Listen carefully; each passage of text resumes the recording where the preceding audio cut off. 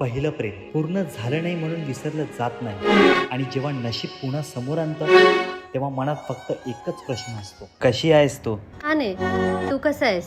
एक विचारू, माझी वाट का नाही बघितलीस ग? ऐक, तुला एक गोष्ट सांगते.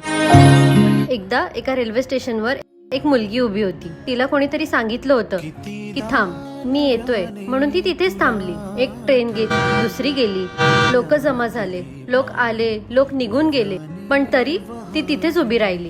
कारण का माहितीये, तिला विश्वास होता तो नक्की येईल. कितीदा सुकूनी पुन्हा. पण खरं सांगू, तास गेले, दिवस गेले, वर्ष गेले. एक दिवस तिच्या शेजारी एक माणूस येऊन बसला. डोळ्यात त्याने तिला विचारलं, अजून किती वेळ थांबणार आहेस? ती म्हणाली, जोपर्यंत तो येत नाही. तेव्हा तो हसला आणि म्हणाला,